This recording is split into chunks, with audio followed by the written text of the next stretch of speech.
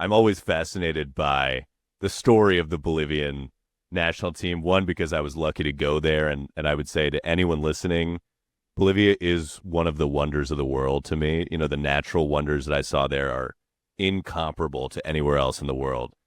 But it's also an extremely high place. It is the altitude is unbelievable when you land in La Paz, as we did.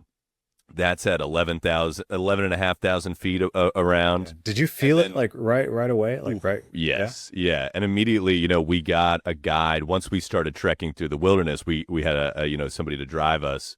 And we immediately, you have to chew on the coca leaves or drink the tea. Otherwise, you really can get sick. Mhm. And the other thing that struck me was, he pointed this out right when we got in the car. The people on the street in La Paz, they walk with this sort of rhythm, and they don't rush around. I'm from New York. They don't walk like New Yorkers do. There's a rhythm to how they walk because I think of the altitude. That's Yeah. that's what he said. And this has been a controversy for years, that the Bolivians insist on when somebody comes to play them on their turf, they play them at La Paz, or now in El Alto, which is another city that's an additional 2,000 Even feet higher. Yeah. higher right above it, that you have to take a cable car. That's the mass transit system there. It's a fascinating place. I loved it there. But they will be hosting Brazil in El Alto at 13,000 feet, and for a match that Neymar once said was inhumane, the Yeah. conditions. I mean, what's your read on? For a while, FIFA tried to stop them hosting games up there, but now it's back, and it does seem to make a huge difference. I think it's classic South America. I'm actually very into it. I like when teams try to gain a competitive advantage. I understand like La Paz and El Alto. Maybe this is like another like its own little argument here to be made that like perhaps it's just not safe, and it's Yeah, taking the competitive advantage to a place where okay, now maybe we do need to tone this down. But like Colombia will play. They played Argentina and Barranquilla, which is a coastal town, very hot, very humid.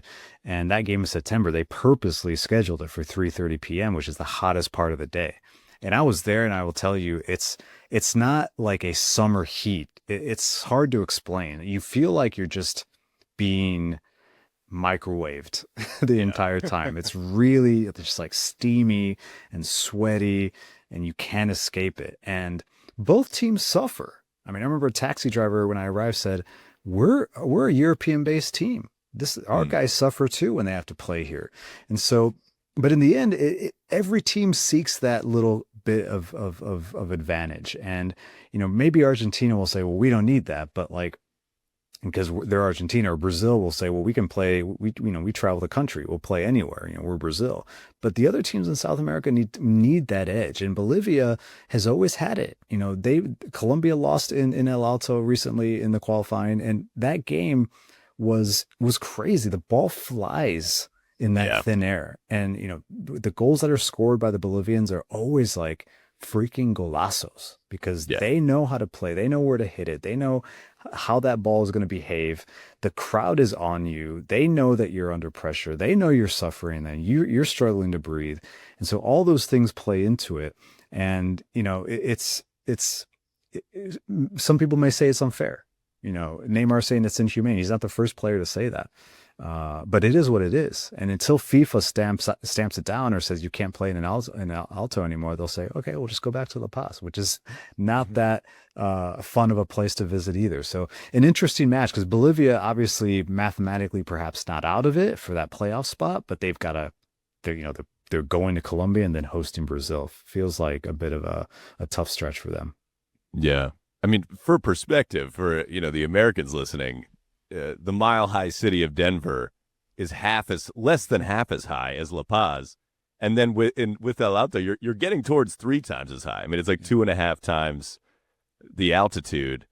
I remember we ran up a hill there. We were like in a national park or something, and for some reason we decided to run up a hill.